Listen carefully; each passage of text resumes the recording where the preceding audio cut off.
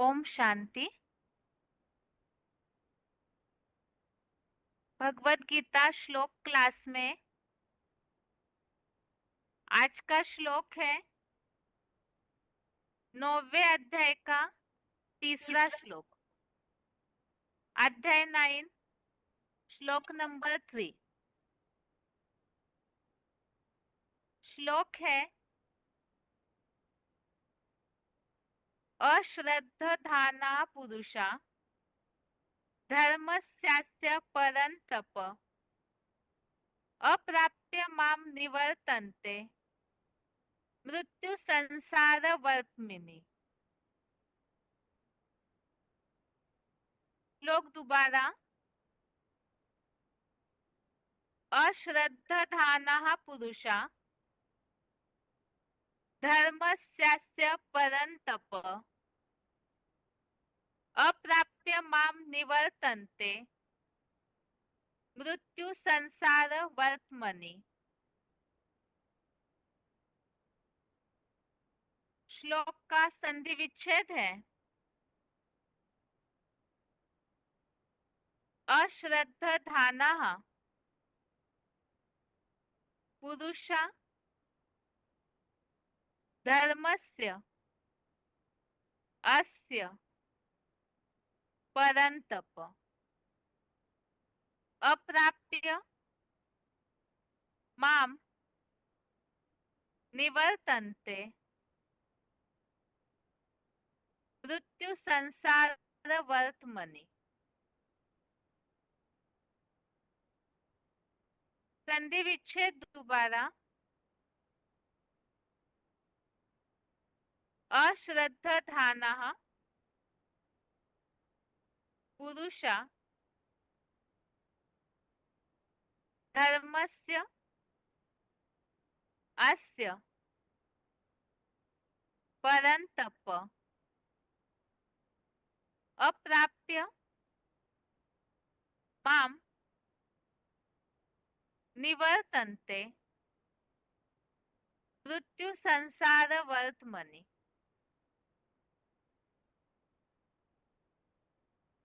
शब्दों के अर्थ है परंतप अर्थात हे शत्रुतापी अर्जुन,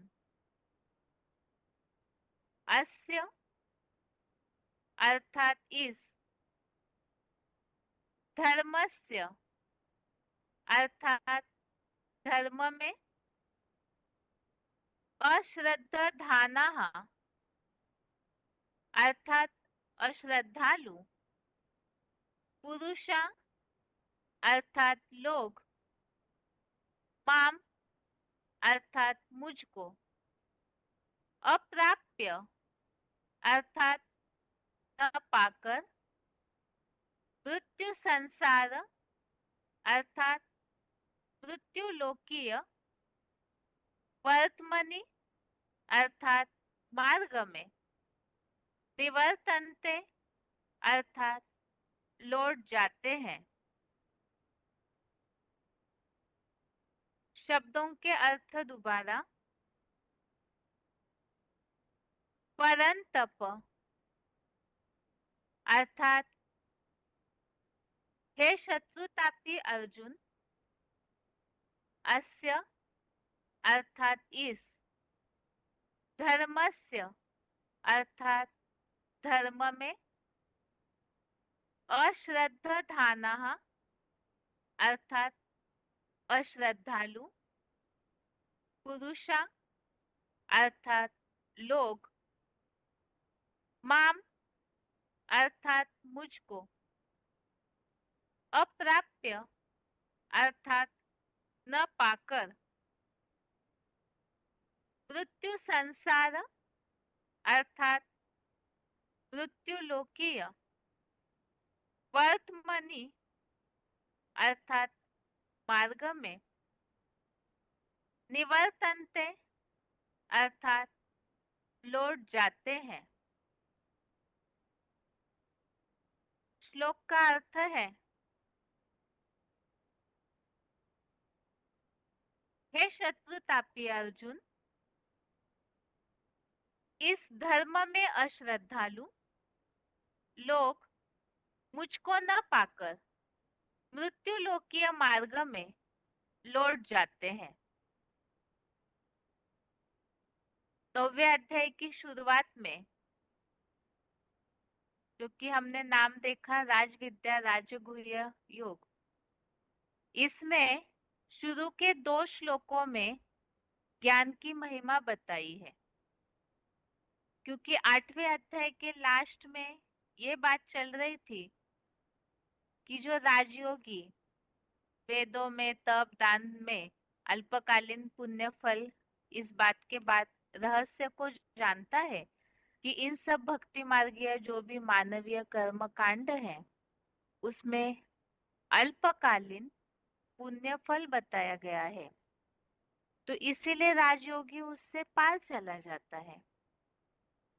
तो वो राजयोगी ज्ञान ग्रहण करता है, तो ज्ञान की महिमा के लिए 9वें अध्याय के दूसरे श्लोक में जो बातें बताई है कि ये सर्वोत्कृष्ट ज्ञान है, उत्तम है, पवित्र है, पालन करने के लिए सहज है, गुह्य रहस्य है, तो ऐसा जो ज्ञान है उसमें इस श्लोक में उल्लेख आया कि इस धर्म में अश्रद्धालु लोग मुझको न पाकर, जो सद्धर्म की स्थापना हेतु भगवान जो सच्चा ज्ञान देते हैं, तो उसके प्रति अश्रद्धालु लोग अर्थात जो विश्वास नहीं रखते, निश्चय नहीं रखते हैं, तो वो भगवान तक न पहुंचकर मृत्यु लोकीय मार्ग में लौट जाते हैं। तो मृत्यु लोकीय मार्ग अर्थात क्या, इस संबंधित क्लैरिफिकेशन वाले अर्थ में स्पष्टीकरण दिया हुआ है। क्लैरिफिकेशन सहित अर्थ है, हे शत्रु तापी अर्जुन, इस सच्ची गीता वर्णित धर्म में अश्रद्धालु ठेठ विधर्मी या विदेशी लोग मुझको न पाकर मृत्यु लोकीय कृष्ण गति वाले अज्ञान युक्त मोह अंधकार में हिंसक राक्षसों के दक्षिणायन मार्ग में 2500 वर्ष के नरक लोक में पुनः लौट जाते हैं। इस अर्थात ऊपर जो श्लोकों में बातें बताई है, तो उस सच्ची गीता वर्णित धर्म में जो अश्रद्धालु है, जिन्हें निश्चय नहीं बैठता या तो जो भगवान बातें बता रहे वो उन्हें समझ नहीं आती है, ऐसे अश्रद्धालु ठेठ विधर्मी या विदेशी लोग, तो वो बातें उन्हें ही समझ नहीं आएगी जिनमें जो एडवांस कोर्स में कल्प वृक्ष के चित्र में 10 धर्मों की सारी बातें गुण विशेषताएं गुणधर्म बताए हुए हैं, तो उसमें जो ऐसे विदेशी और विधर्मी कैटेगरी के लोग हैं वही सच्ची गीता के धर्म के प्रति अश्रद्धालु होते हैं, तो वो भगवान को न पाकर मृत्यु लोकीय कृष्ण गति वाले अज्ञान युक्त मोह अंधकार के हिंसक राक्षसों के दक्षिणायन मार्ग में अर्थात 2500 वर्ष नो नरक लोक है, वहां लौट जाते हैं। इस संबंधित 8वें अध्याय के काफी सारे श्लोकों में हमने कृष्ण गति अर्थात क्या, इसके बारे में समझा है कि जो ब्रह्मा की रात है, अज्ञान अंधकार युक्त जो मार्ग है, तो ऐसे मार्ग में मोह अंधकार में अर्थात वो रात में अज्ञानता में वो जो कृष्ण गति कहाँ है, ऐसी ठेठ विदेशी विधर्मी आत्माएं उस मार्ग में पहुंचते हैं जो कि दक्षिणायन मार्ग है और वो आसुरों का राक्षसों का मार्ग माना जाता है, तो ऐसे नरक लोक में ही वापस लौटते हैं, उन्हें वहां ही जन्म मिलता है। जैसे 8वें अध्याय में भी इस संबंधित श्लोक हमने देखा है कि जो शुक्ल गति वाले हैं, उत्तरायण मार्ग वाले हैं, जो मार्ग ज्ञान प्रकाश वाला है, तो उसे जो फॉलो करने वाले हैं वो सीधा विष्णु लोक की परम गति को पाते हैं। और इससे ही उल्टा आज के इस श्लोक में बताया कि जो विदेशी विधर्मी कैटेगरी की आत्माएं कृष्ण गति वाली है, अर्थात अज्ञान युक्त मार्ग को फॉलो करने वाले, तो वो नरक लोक में पुनः लौट जाते हैं। और इसी संबंधित 8वें अध्याय के 25वें श्लोक में भी उल्लेख देखा है हमने, जो कि रेफरेंस श्लोक के तौर पे लिया हुआ है। 8वें अध्याय का अध्याय 8 का श्लोक नंबर 25। इस श्लोक में इसी प्रकार का उल्लेख है कि धूमिल रात्रि अर्थात कलायों में बंधायमान कृष्ण पक्ष, जो सूर्यवंशी राम पक्ष नहीं है, 6 माह हिंसक मुसलमान आदि आसुरी धर्मों का दक्षिणायन मार्ग अधोमुखी चौमुखी ब्रह्मा का है।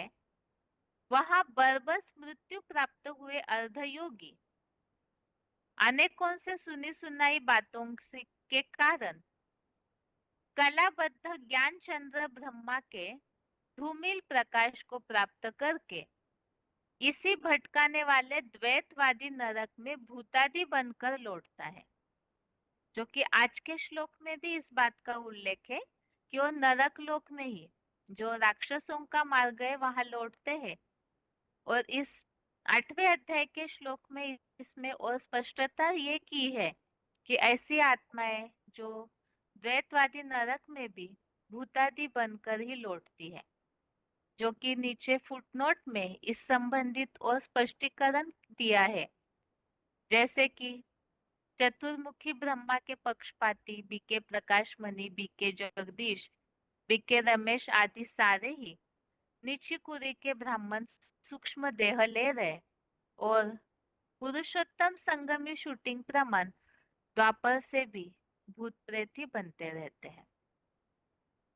तो ये गति हो गई जो कृष्ण गति को फॉलो करने वाले, या तो जो भगवान जो धर्म स्थापन कर रहे हैं ज्ञान के द्वारा, उस सच्ची गीता वर्णित धर्म के प्रति जो अश्रद्धालु है, विश्वास नहीं करते हैं, तो ऐसों के लिए बताया कि वो नरक में लौट जाते हैं। इसी संबंधित और एक रेफरेंस श्लोक यहाँ देखते हैं, जो 16वें अध्याय का 20वां श्लोक।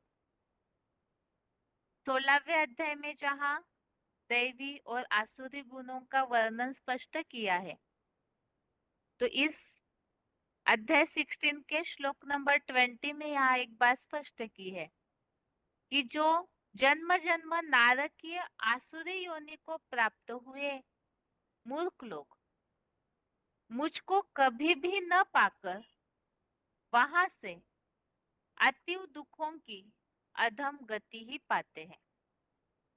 तो जो ऐसे दक्षिणायन मार्ग वाले हैं, जो राक्षसों का मार्ग है अर्थात आसुरी योनि को प्राप्त हुए ऐसे जो मूर्ख लोग हैं, वो भगवान को न पाकर अधम गति को पाते हैं। आगे और भी रेफरेंस श्लोक है, उसे भी देखते हैं।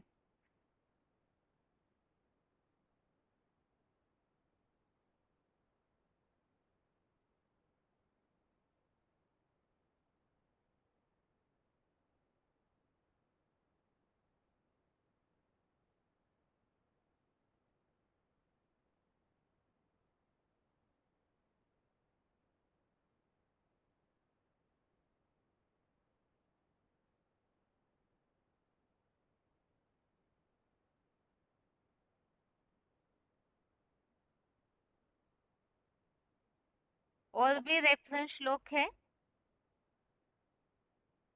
7वें अध्याय का 15वां श्लोक, अध्याय 7 का श्लोक नंबर 15। इसमें इस बात का उल्लेख है कि माया द्वारा जिनका ज्ञान हर लिया गया है वो आसुरी भावों के आश्रित हुए दुष्कर्म में नीच मूर्ख लोग, जो नीच मनुष्य है, मूर्ख लोग है, वो मेरी शरण में नहीं आते। तो आज के श्लोक में जो मुख्य बात बताई है कि वो मेरे पास नहीं पहुंचते हैं, मुझको न पाकर नारकीय गति को प्राप्त करते हैं, तो ऐसी आत्माएं विदेशी विधर्मी है। इसी बात का उल्लेख यहाँ स्पष्ट किया कि माया द्वारा जिनका ज्ञान हर लिया गया, तो वो ऐसे जो मूर्ख लोग हैं वो भगवान की शरण में नहीं आते। और 7वें अध्याय का 20वां अध्याय 7 का श्लोक नंबर 20 में भी इस बात का उल्लेख है कि जो कामनाओं के कारण जिनका ज्ञान हर लिया गया है, ऐसे जो कन्वर्टेड ब्राह्मण है, आधे कच्चे नीच कुरी के ब्राह्मण है, वो अपने स्वभाव से बंधे हुए दूसरे देवों की शरण में जाते हैं, तो वो भगवान तक पहुंचते नहीं है।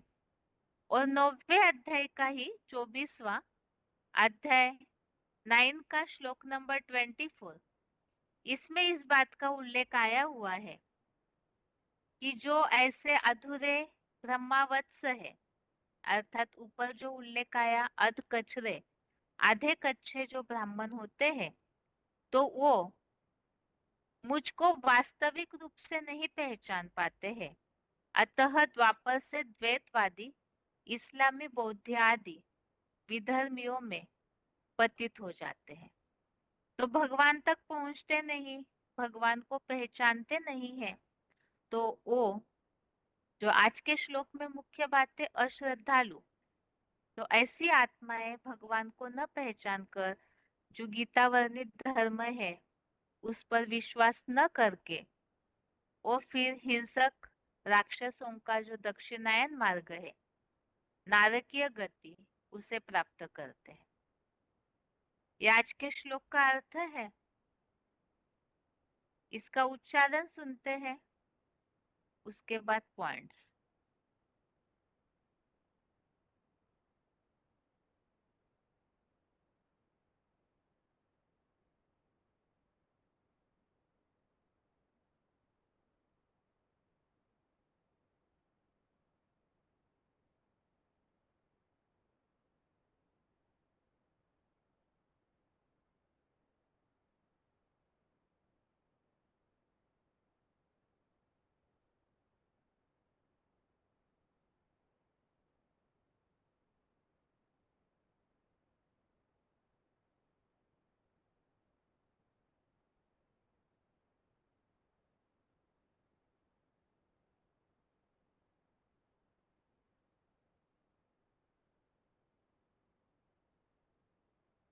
अश्रद्धधाना पुरुषा धर्मस्यास्य परन्तप अप्राप्यमान् निवर्तन्ते मृत्युसंसारवर्त्मनि।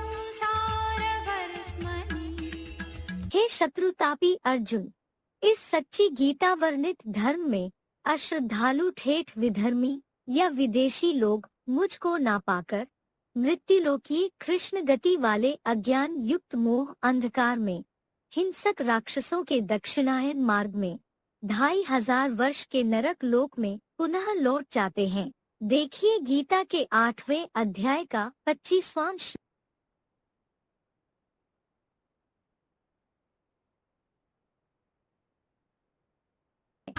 अश्रद्धधाना पुरुषा धर्मस्यास्य परन्तप अप्राप्यमान् निवर्तन्ते मृत्युसंसारवर्त्मनि।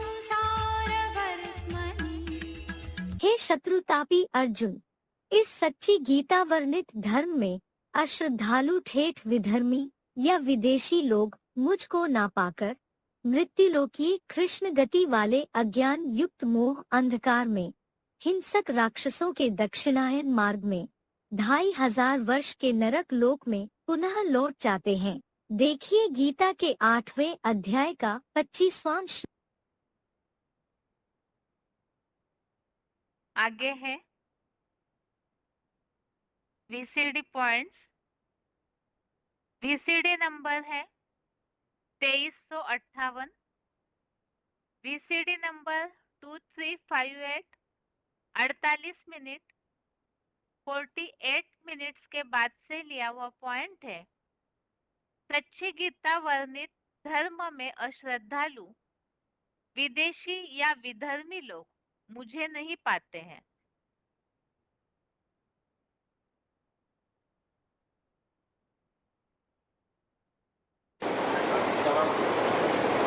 जो विदेशी विधर्मी आत्माएं हैं वो पूरे 84 जन्म किस लिए नहीं लेती है? क्योंकि अपने देवान को पूरा पूरा जलाए नहीं पाती योगाग्नि में। योगाग्नि में क्यों नहीं जलाए पाती? क्योंकि भगवान आकर के जो ज्ञान देता है उस ज्ञान की कदर नहीं करते हैं।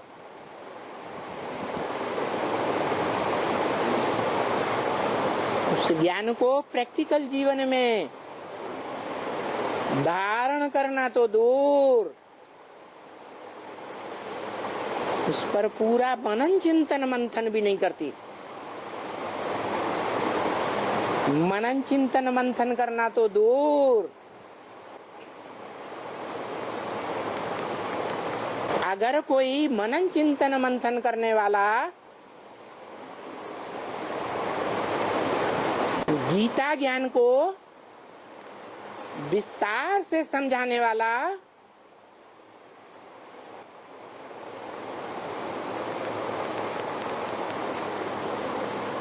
सांख्य योगी निकलता है,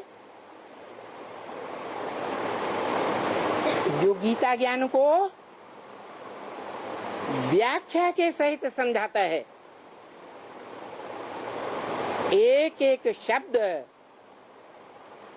और एक एक अक्षर का, एक एक वाक्य का विस्तार समझाता है।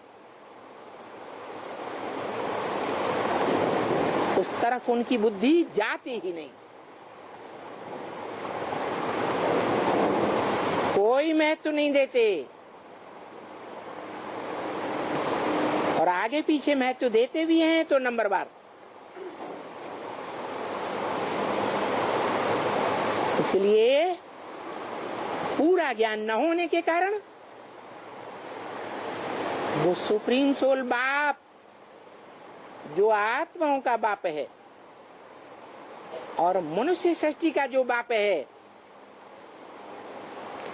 दोनों को सही तरीके से नहीं पहचान पाते।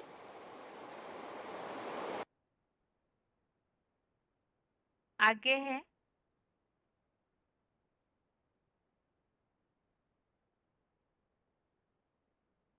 VCD number 3063, VCD number 3063, 15 minute 15 minutes के बाद से लिया हुआ पॉइंट है। कृष्ण गति वाला अज्ञान युक्त मोह अंधकार अथवा हिंसक राक्षसों का दक्षिणायन मार्ग। चैतन्य ज्ञान सूर्य उदय होता है तो होता है दिन है? और रात होती है तो कौन उदय होता है? चंद्रमा। चंद्रमा के पास अपनी रोशनी है ज्ञान की? रोशनी ही नहीं है। कभी तो है और कभी तो बिल्कुल अंधेरा।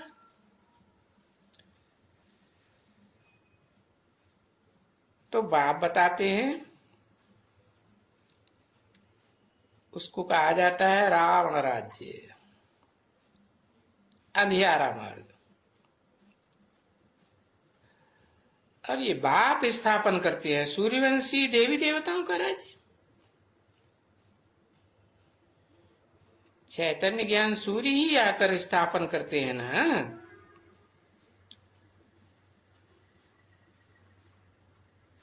फिर आती है रात, भक्ति मार्ग हिंसक राक्षसों का मार्ग। कब से होती है हिंसा? द्वापर युग से हिंसा ही हिंसा, हिंसा ही हिंसा बढ़ती जाती है। फिर उनमें ये भक्ति शुरू होती है रात में।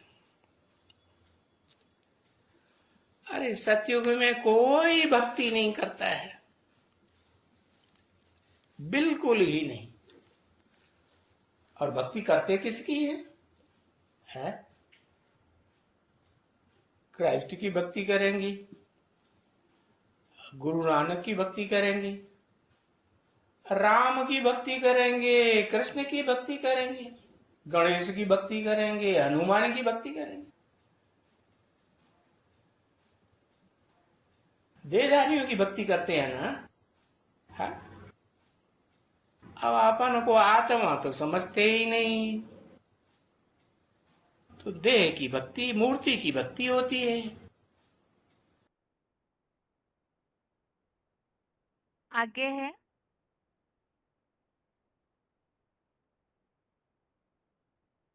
वीसीडी नंबर 2416, वीसीडी नंबर 2416, 4 घंटा 14 मिनट 4 आवर्स 14 मिनट्स के बाद से लिया हुआ पॉइंट है। अश्रद्धालु लोग मुझे न पाकर मृत्यु लोकीय मार्ग में पुनः लौट जाते हैं।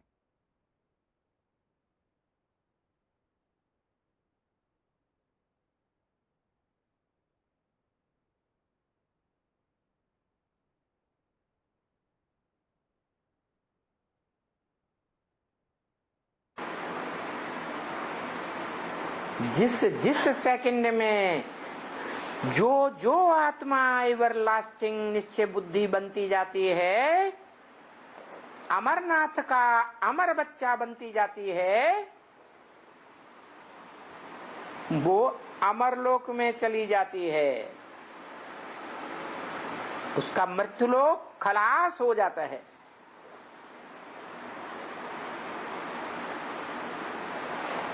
ये वाइब्रेशन की बात है, नहीं तो नियम है जो नरक में मरेगा वो नरक में जन्म लेगा। अंतमति सुगति की बात है। अनिश्चय बुद्धि बने और नारकीय दुनिया सुनी सुनाई बातों के आधार पर निश्चय बुद्धि बने तो मृत्युलोक में जन्म होता है। शूटिंग पीरियड में निश्चय बुद्धि विजयते, जो बाप को एवरलास्टिंग पहचान लेते हैं, फिर कभी भूलते नहीं, वो है अमरलोक में।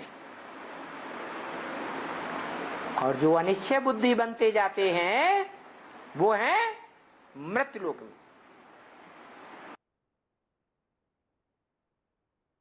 आगे है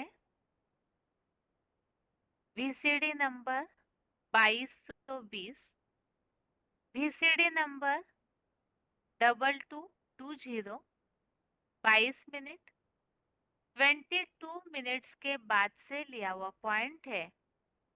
हेठ विधर्मी या विदेशी लोग मुझे न पाकर 2500 वर्ष के नरक में पुनः लौट जाते हैं।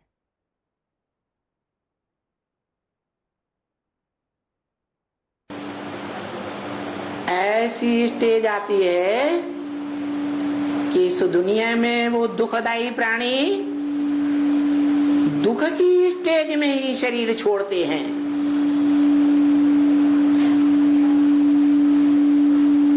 वो भगवान बाप को और भगवान बाप की दी हुई मत को, श्रीमत को पहचान ही नहीं पाते पूरा,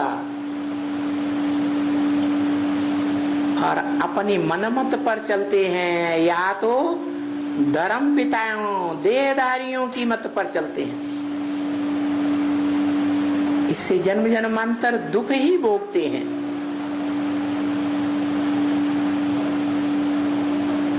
मूढ़ा जन्मनि जन्मनि, वो मूढ़ आत्माएं जन्म जन्मांतर दुख का वर्षा लेकर के ही आती है। स्वयं भी दुखी होती हैं, औरों को भी दुखी करती है, और उनका अंत भी महाविनाश काल में अति दुख में स्टेज में होता है।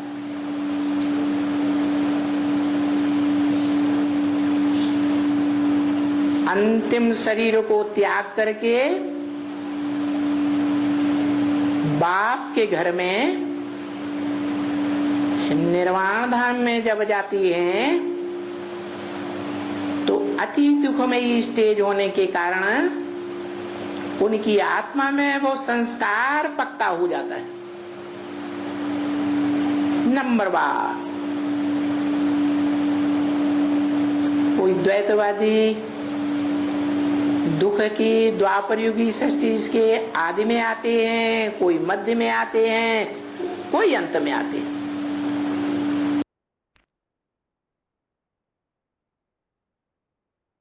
इस तरह से ये आज के श्लोक संबंधित पॉइंट्स हो गए, जिसका सार हमने समझा कि जो अश्रद्धालु है अर्थात ज्ञान की बातों पर विश्वास नहीं करते, मानते ही नहीं, तो वो फिर दक्षिणायन मार्ग, जो हिंसक राक्षसों का मार्ग को फॉलो करने वाले अर्थात नरक में ही जाते हैं। और अभी है श्लोकों की रिवीजन। श्लोक टेस्ट के लिए श्लोक नंबर है तीसरे अध्याय का तीसरे श्लोक से छठवें श्लोक तक, अध्याय 3 का श्लोक नंबर 3 से श्लोक नंबर 6 तक, और 9वें अध्याय का तीसरा अध्याय 9 का श्लोक नंबर 3। पहले है तीसरा श्लोक, अध्याय 3 का श्लोक नंबर 3। श्लोक है भगवान उवाच लोकेस्मिन् द्विधा निष्ठा पुरा प्रोक्ता मया नघ ज्ञान योगेन सांख्यानाम कर्म योगेन योगिनाम। अर्थात हे निष्पाप, मैंने इस पुराने कलयुगांत में पुरुषोत्तम संगम की शूटिंग के लोक में 2 तरह की योग निष्ठा प्रणाली कही थी। मनन चिंतन सहित ज्ञान योग द्वारा कपिल जैसे ज्ञानियों की, और गृहस्थियों के कर्म सहित योग द्वारा कर्म योगियों की।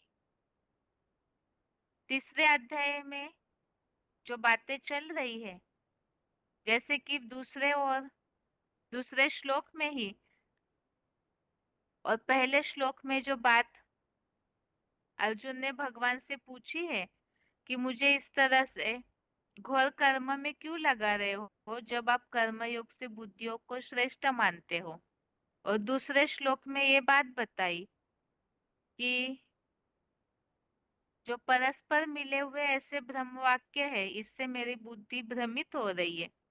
तो एक बात बताइए, तो कर्मयोग श्रेष्ठ है या बुद्धि योग श्रेष्ठ है? इस हिसाब से अर्जुन ने प्रश्न पूछा। अब तीसरे अध्याय का नाम ही कर्मयोग है, इस हिसाब से अर्जुन ने प्रश्न पूछा, उसके लिए आगे के श्लोकों में उत्तर है। बाकी ये श्लोक खास जो भगवान ने ये बात बताई है कि सृष्टि के आदि में जो कलयुगांत में पुरुषोत्तम संगम की शूटिंग के लोक में 2 प्रकार की प्रणाली, 2 तरीके बताए योग निष्ठा के। एक तो ज्ञान योग द्वारा ज्ञानियों की, और दूसरा है गृहस्थियों के लिए कर्म सहित योग। इसी संबंधित कुछ रेफरेंस श्लोक जो गीता के अन्य अध्यायों में है। एक तो 5वें अध्याय का चौथा, अध्याय 5 का श्लोक नंबर 4। इसमें जो उल्लेख है सांख्य और कर्म योग, ये अलग है, ऐसे बाल बुद्धि समझते हैं, विद्वान नहीं। तो इसमें सांख्य योग के निर्माता का नाम बताया है कि कपिल मुनि का मनन चिंतन सांख्य है। और 5वें अध्याय का 5वां श्लोक, अध्याय 5 का श्लोक नंबर 5 में ये बात बताई, सांख्य द्वारा जो पद मिलता है वही कर्म सहित योग द्वारा भी। आज के श्लोक में तो यहाँ तीसरे श्लोक में खास उल्लेख है मनन चिंतन सहित ज्ञान योग द्वारा ज्ञानियों की और एक कर्म योग, ऐसी दो प्रणाली। आगे है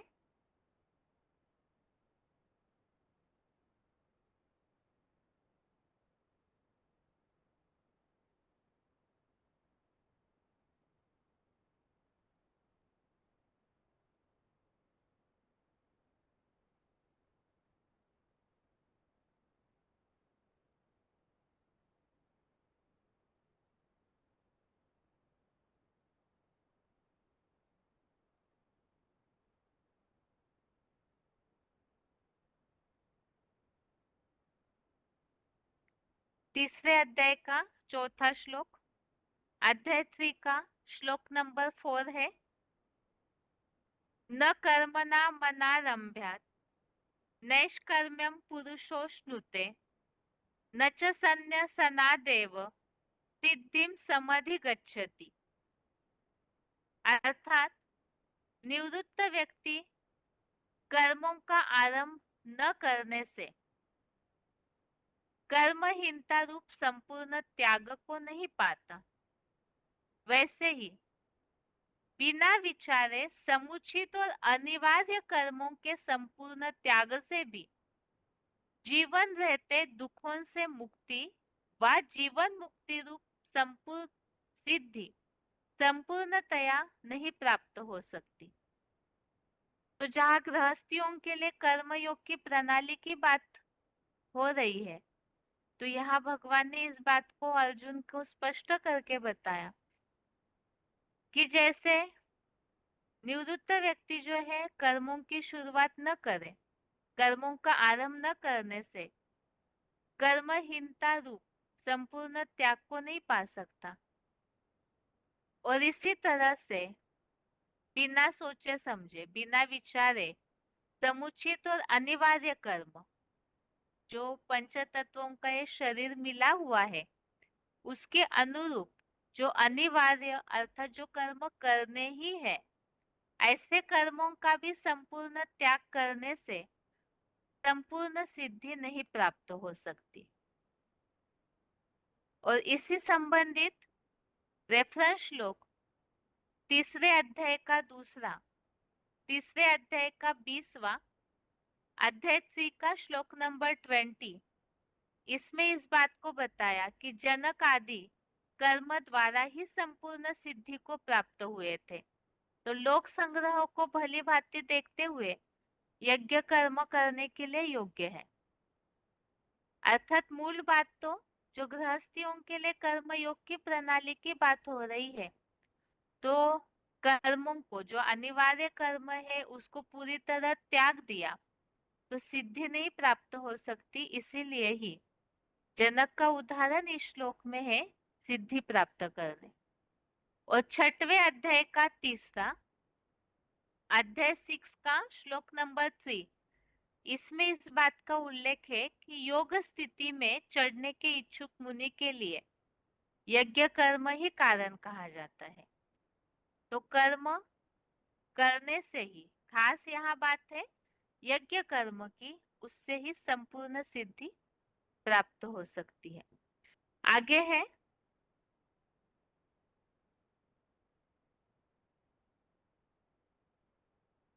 इसी श्लोक संबंधित और रेफरेंस श्लोक, एक तो 5वें अध्याय का 6वां, अध्याय 5 का श्लोक नंबर 6, संन्यास तो कर्म योग में गृहस्थ के अनुभव बिना दुख पूर्वक प्राप्त होता है। संन्यास कर्मयोग बिना दुख पूर्वक ही प्राप्त होता है, अर्थात सब कर्मों को पूरी तरह से छोड़कर बैठ जाते हैं तो वो दुख पूर्वक ही प्राप्त होगा। इसीलिए बताया कि यहाँ पर फिर से राजा जनक का उदाहरण दिया है जो परम ब्रह्म को शीघ्र पाने के लिए। और 18वें अध्याय का 46वां अध्याय 18 का श्लोक नंबर 46, इसमें इस बात का उल्लेख आया हुआ है।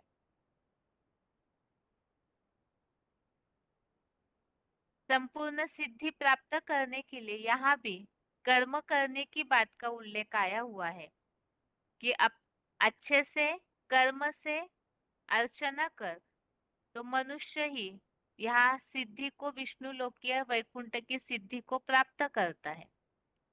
चौथे अध्याय का 20वां अध्याय 4 का श्लोक नंबर 20, इसमें इस बात का उल्लेख आया है, आश्रयहीन कर्मफल की आसक्ति त्याग कर सदा संतुष्ट हुआ, कर्म में अच्छी तरह लगा रहने पर भी कुछ भी नहीं करता।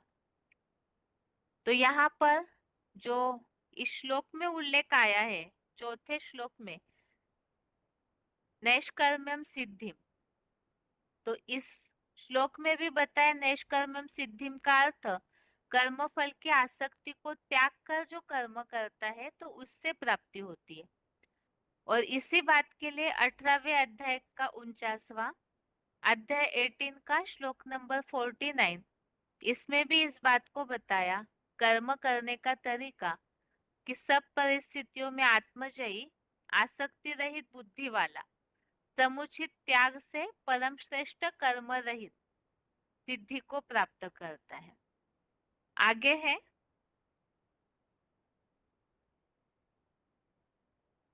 5वां श्लोक, तीसरे अध्याय का श्लोक नंबर 5, श्लोक है न हि कश्चित् क्षणमपि जातु तिष्ठत्य कर्मकृत् कारते ह्यवशः कर्म सर्वः प्रकृति जय गुणे।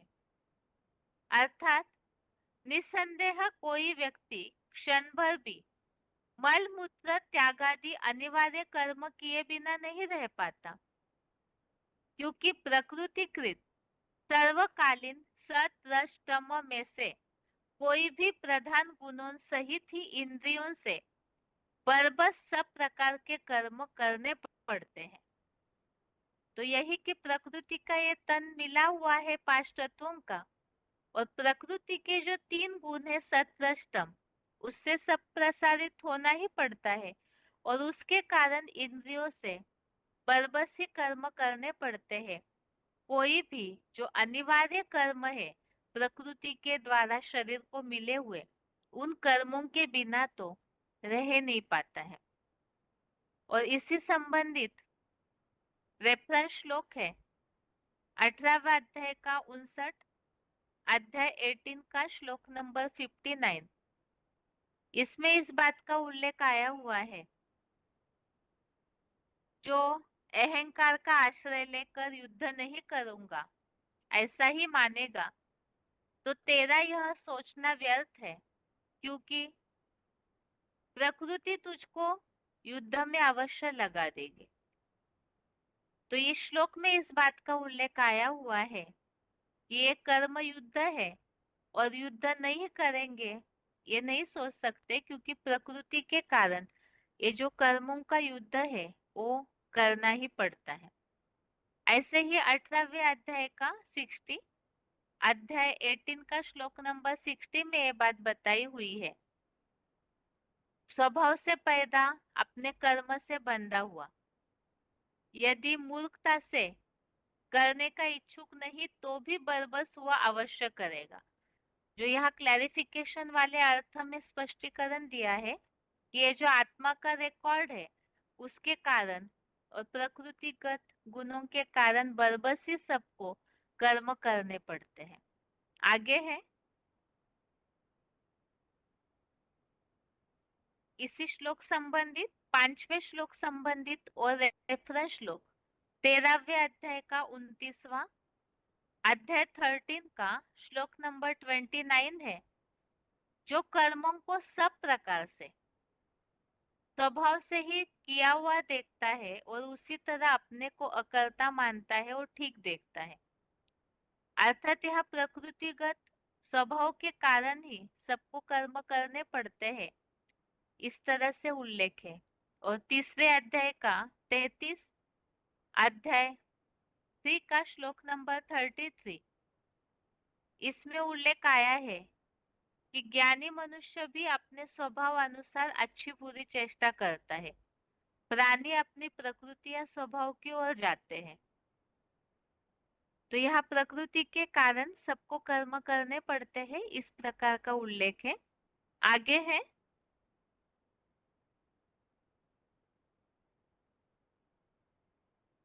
तीसरे अध्याय का 6वां श्लोक नंबर 6 है, कर्मेन्द्रियाणि संयम्य य आस्ते मनसा स्मरन् इंद्रियार्थान विमूढ़ात्मा मिथ्याचारः स उच्यते। अर्थात जो महामूर्ख पुरुष अनेक जन्मों से ही प्रबल बनी कर्मेंद्रियों को जबरियन रोककर हर प्रकार की इंद्रिय सहयोग बिना इंद्रिय के भोगों को मन से याद करता हुआ देह निर्वाह का धंधा छोड़ निष्क्रिय हुआ बैठता है, वह मिथ्याचारी कहा जाता है। तो इस श्लोक में बताया, जैसे पहले श्लोक में उल्लेख आया कि बर्बसी प्रकृति के गुणों के कारण सबको कर्म करने पड़ते हैं, और फिर भी कोई ऐसे है जो कि कर्मेंद्रियों को जबरियन रोक लेते हैं और इंद्रिय के जो भोग पहले भोगे हैं उसे मन से याद करते हैं, तो वो मिथ्याचारी है। जो देह के सब धंधे छोड़कर निष्क्रिय बैठता है तो मिथ्याचारी, अर्थात जैसे कि इस श्लोक संबंधित पॉइंट्स में हमने समझा कि उन्हें ढोंगी पाखंडी ही कहा जाता है। और इसी संबंधित रेफरेंस श्लोक है 18वें अध्याय का 7वां अध्याय 18 का श्लोक नंबर 7। इसमें बताया कि नियत किए हुए जो नैसर्गिक खान पान उत्सृजन आदि अनिवार्य कर्म का सर्वतः परित्याग अनुचित है। जो प्रकृति के जो नैसर्गिक कर्म है उनका त्याग करना ये अनुचित है, अर्थात गलत है, क्योंकि ऐसी जबरियन की गई मूर्खता से हठपूर्वक इंद्रिय उत्सर्जनार्थ उस दैहिक आवेगी कर्म का सर्वथा त्याग देह और आत्म पीड़ादायी कलयुगी तामसी त्याग कहलाता है। तो गीता में इस बात को बताया कि जो इस तरह कर्मेंद्रियों को जबरियन रोक लिया और इंद्रियों के भोगों को मन से याद करते हैं, तो ऐसे जो जबरियन त्याग करने वाले हैं तो उसे तामसी त्याग कहा है। और 18वें अध्याय का 11 अध्याय 18 का श्लोक नंबर 11, इसमें उल्लेख आया है कि जो देहधारी कर्मों को पूरा त्यागने में समर्थ नहीं है, किंतु जो देहधारी विश्व कल्याणार्थ कर्म फल का सदा काल का त्यागी है, वह त्यागी है, ऐसे कहा जाता है। तो यहाँ कर्म फल का त्याग करने की बात बताई, वास्तव में वो त्याग सही त्याग है। आगे है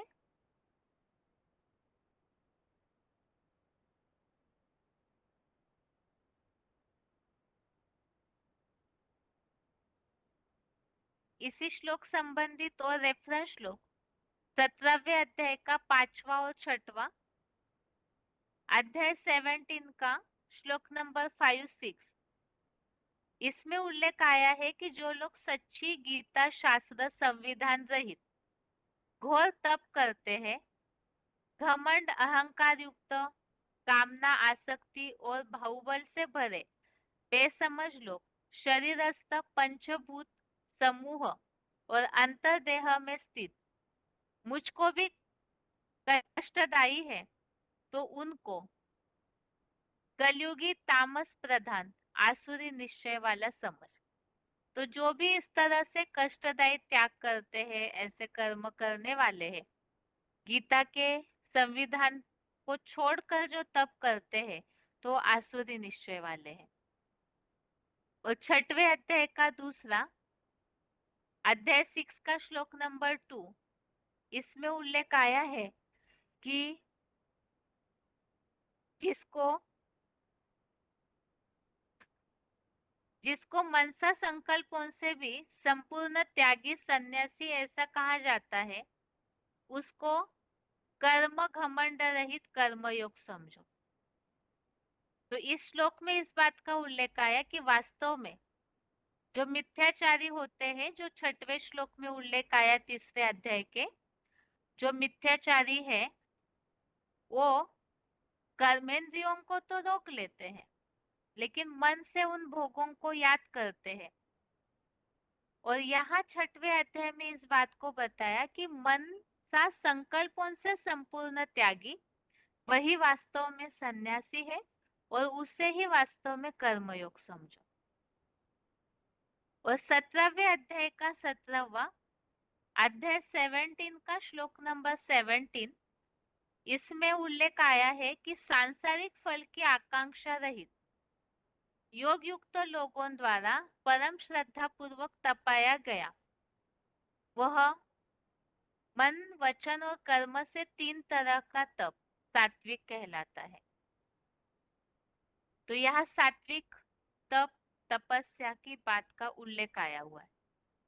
तो इस श्लोक के रेफरेंस श्लोकों में खास हमने इन बातों को समझा है कि वास्तव में जबरियन इंद्रियों को रोकना ये हठ योग है, जो इंद्रियों को तो रोक ले और मन से याद करते हैं। तो इसी संबंधित गीता के अलग अलग प्रकार के जो श्लोक देखे कि वो सन्यासी जो शरीर और आत्मा को कष्टदायी ऐसे जो त्याग करते हैं जबरियन इंद्रियों को रोकने का, वो तामसी त्याग है।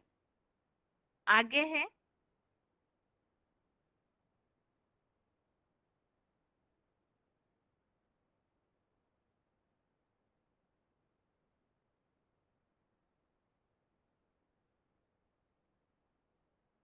आज का श्लोक है 9वें अध्याय का तीसरा श्लोक है, अश्रद्धधानाः पुरुषा धर्मस्यास्य परन्तप अप्राप्य माम निवर्तन्ते मृत्यु संसार वर्तमने। अर्थात हे शत्रुतापी अर्जुन, इस सच्ची गीता वर्णित धर्म में अश्रद्धालु ठेठ विधर्मी या विदेशी लोग मुझको न पाकर मृत्यु लोकीय कृष्ण गति वाले अज्ञान युक्त मोह अंधकार में हिंसक राक्षसों के दक्षिणायन मार्ग में 2500 वर्ष के नरक लोक में पुनः लौट जाते हैं। तो जो 9वें अध्याय में उल्लेखित ज्ञान की महिमा बताई है, जिससे सद्धर्म भगवान स्थापन करते हैं, उसके प्रति जो अश्रद्धालु है, ऐसे विदेशी विधर्मी आत्माएं भगवान तक न पहुंचकर मृत्यु लोकीय जो दक्षिणायन मार्ग है असुरों का, वहां नरक लोक में लौट जाते हैं। और इस संबंधित ही 8वें अध्याय का 25वां श्लोक, अध्याय 8 का श्लोक नंबर 25 में भी इसी प्रकार जो कृष्ण गति वाले हैं वो किस तरह अज्ञान के मोह अंधकार में जाकर भूत प्रेतादि बनते हैं उसका उल्लेख है। और ऐसे ही और रेफरेंस श्लोक 16वें अध्याय का 20वां अध्याय 16 का श्लोक नंबर 20, इसमें भी जो आसुरी होने वाले लोग हैं वो अधम गति को प्राप्त करने का उल्लेख। आगे है